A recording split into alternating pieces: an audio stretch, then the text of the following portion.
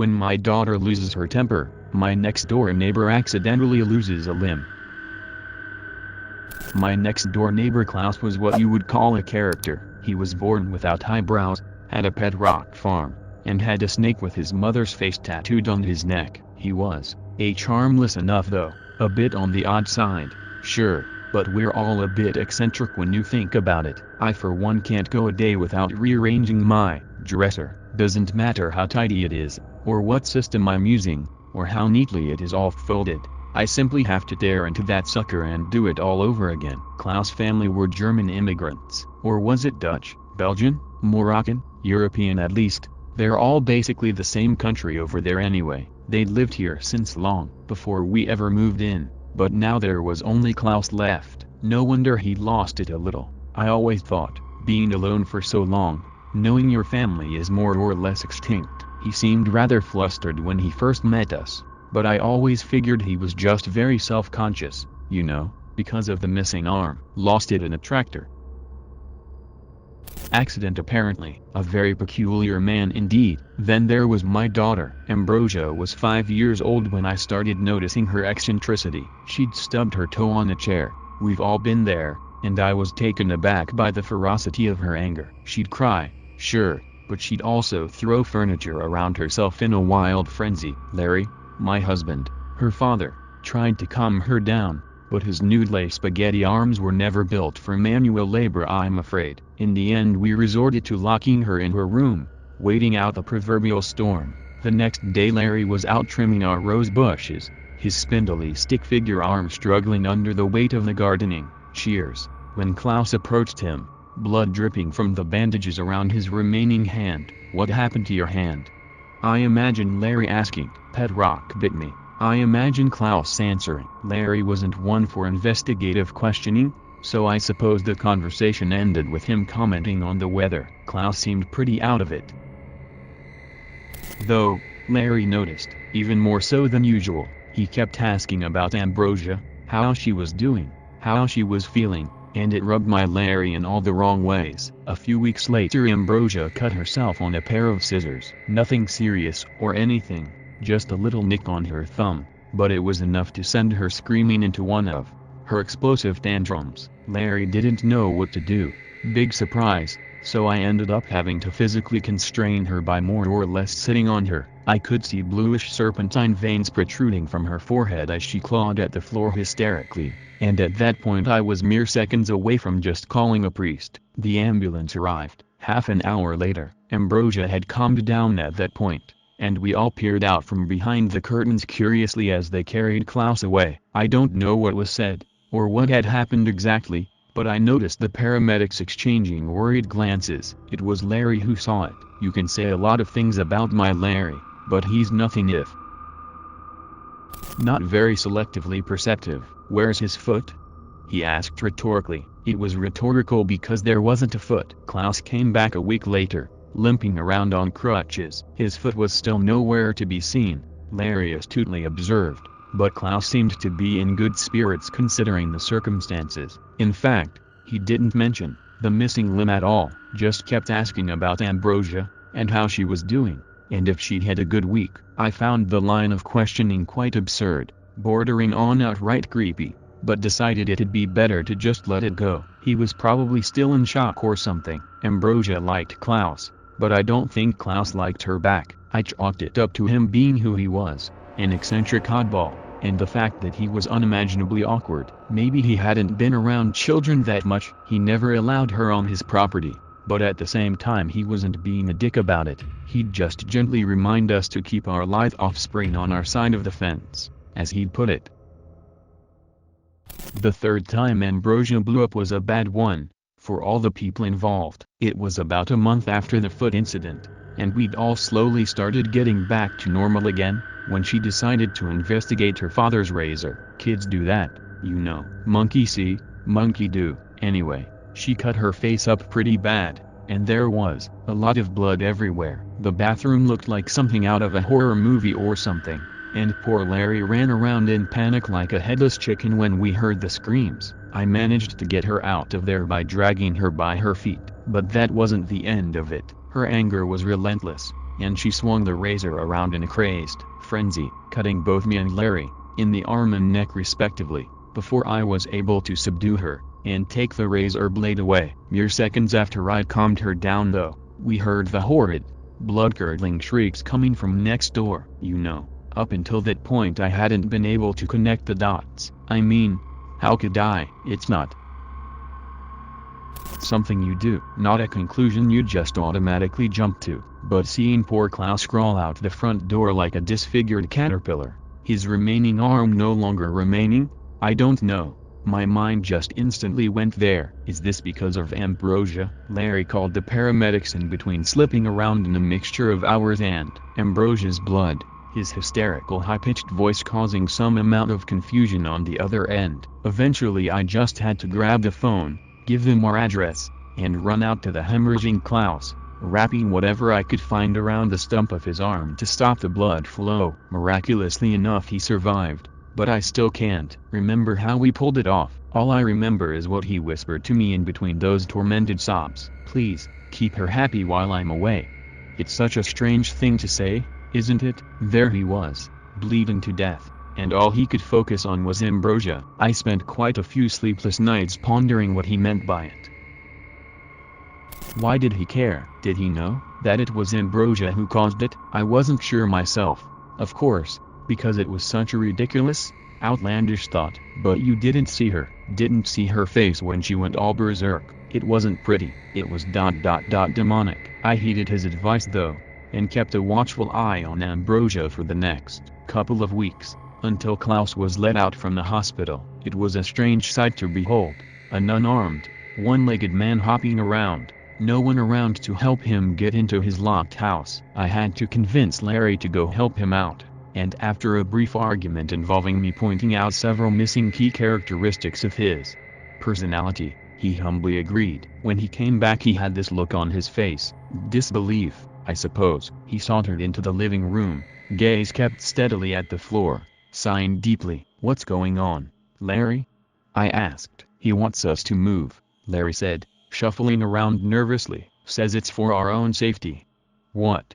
I exclaimed, staring at him firmly. Why, what the heck does he mean by that? Says our daughter is causing him distress. He shrugged helplessly. What do you think? Should we do it? I wanted to scream no, of course not, Larry, you stupid hecking clown, but deep down I knew there was something very sinister going on, and that something definitely involved our dear Ambrosia. Larry didn't see it like I did, but then again he wasn't the brightest closet in the shed, so I didn't expect him to. Yes, I murmured. I think maybe it's for the best. We never planned on staying in that house forever anyway. It was a fixer-upper, and we'd fixed her up quite nicely, and maybe now was the time to move on. We'd get a good deal on it, perhaps even enough for us to move back into the city. Yes, all in all it was a blessing in disguise, a silver lining behind limbless clouds. The next week or so we spent looking into realtors, and packing non-essentials. We didn't know how long it would take, but we figured we should be prepared. Nonetheless, worst case scenario, we could move in with my sister for a few weeks, until we found ourselves a new home. Klaus kept to himself, periodically peeking out at us behind closed curtains. I felt so sorry for him, hopping around helplessly, all alone in that old house. How does he brush his teeth? I kept thinking. How does he pour milk into his cereal? I suppose I was too wrapped up in everything, didn't see it coming, didn't notice Ambrosia sneaking outside to play with the gardening shears, of which I specifically told Larry to put back in the tool shed. When I heard her shrieking I knew it was bad. I don't know how she did it, but the doctors later told us she was lucky she didn't sever a major artery, a long, deep gash from her thigh all the way down to her toes. Her pants were soaked in blood when I found her violently stabbing the rose bushes with the shears, screaming bloody murder. I grabbed her and disarmed her in one fell swoop, then ran back to the house yelling for Larry to call an ambulance. But then I stopped. A harrowing thought entered my mind. Klaus? I had to check in on Klaus, if it was in any way possible that Ambrosia's tantrums, inadvertently or otherwise, somehow led to his horrible accidents. I simply had to make sure he was okay. So with Ambrosia under one arm, and the shears in the other, I turned on the dime and bolted to Klaus' front door instead, leaving poor Larry behind stringing together incoherent sentences to the 911 operators. I guess the adrenaline got most of the job done, because when I more or less kicked open his door I didn't even feel winded. I staggered into his messy, dark hallway, shouting his name in a high-pitched, desperate voice. "Klaus, Klaus?" I yelled, stomping further in with Ambrosia screaming under my arm. "Karen?" Klaus answered, his wide-eyed visage suddenly popping out from behind a corner. "Did you fucking bring the girl with you?" I stared at the still shrieking Ambrosia writhing under my arm. Yes," I muttered, slightly taken aback by his intensity. "Fucking shit, Karen," he yelled furiously, spit flying everywhere. "You really shouldn't have done that. Oh shit, oh fuck, this is bad, Karen, really fucking bad. Get the fuck out of here, now."